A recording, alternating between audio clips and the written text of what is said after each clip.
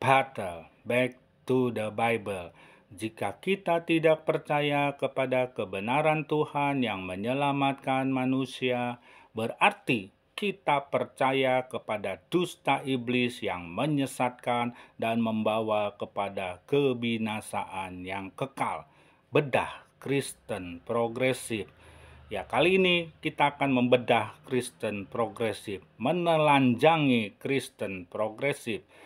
Kristen progresif berusaha untuk menjangkau jiwa supaya dapat diterima oleh semua orang dan semua agama dengan kegerakannya yang ingin lebih maju lagi, lebih baik lagi, seolah-olah mengadakan pembaharuan dengan begitu agresif menyerang kekristenan sejati, tetapi dengan cara yang sara. Agresif menurut Kamus Besar Bahasa Indonesia bersifat bernafsu untuk menyerang.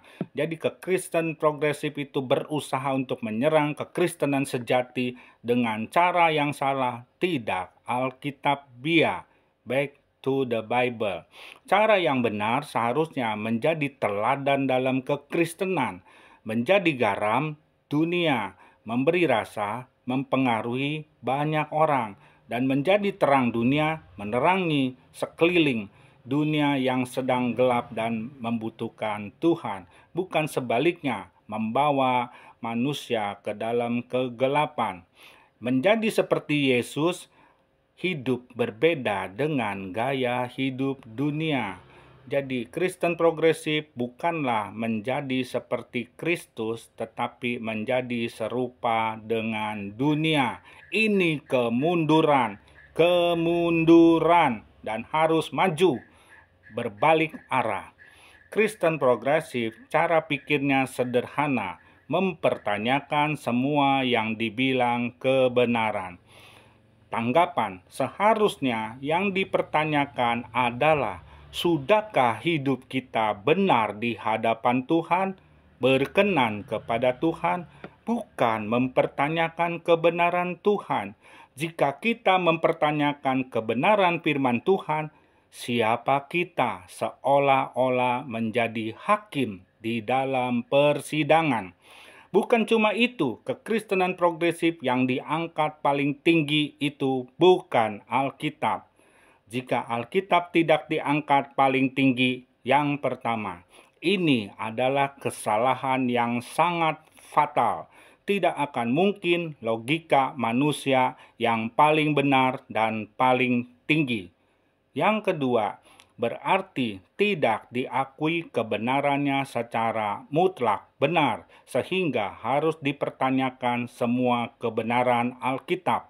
Ini jelas merendahkan Tuhan dan firman-Nya, menurunkan nilainya dan standar kebenarannya.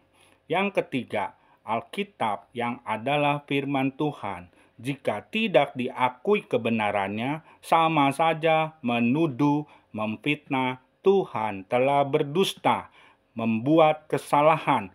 Ini adalah tipu daya si iblis, tipuan iblis yang menyesatkan.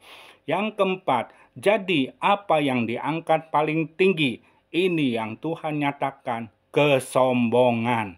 Kesombongan selalu mau berada di atas langit, pingin kelihatan hebat, terkenal, dan menjadi seperti Tuhan yang Maha Tinggi. 5. Alkitab dianggap tidak menjawab tantangan zaman. Apa yang tertulis di Alkitab dianggap tradisional, sudah kuno, perlu diperbaiki, progresif, pembaharuan.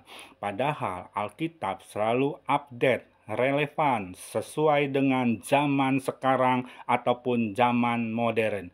Alkitab dapat menjawab semua kebutuhan orang. Artinya, kebenaran Alkitab tidak berubah sepanjang zaman, kekal selama-lamanya. Hanya manusialah yang berubah dan yang selalu mau merubah kebenaran Tuhan dengan pemahaman yang salah. Keenam, berusaha untuk memperbaharui Alkitab dengan logikanya, akal pikirannya, bukan sebaliknya hidup kita yang terus-menerus diperbaharui oleh Tuhan. Pembaharuan itu seharusnya hidup kita di dalam Kristus. Sebagai seorang Kristen sejati, pengikut ajaran Yesus, bukan firman Tuhan yang harus diperbaharui, terbalik cara berpikirnya. Roma 12 ayat yang kedua. Janganlah kamu menjadi serupa dengan dunia, tetapi berubahlah oleh pembaharuan budimu, sehingga kamu dapat membedakan manakah kehendak Allah, apa yang baik, yang berkenan kepada Allah, dan yang sempurna. Yang ketujuh, akhirnya menyalakan Alkitab banyak kontradiksi pertentangan di dalamnya. Jelas saja penafsiran firman Tuhan dengan logika dan tuntunan roh pasti bertentangan. Kehendak Tuhan dan kehendak manusia pasti bertentangan.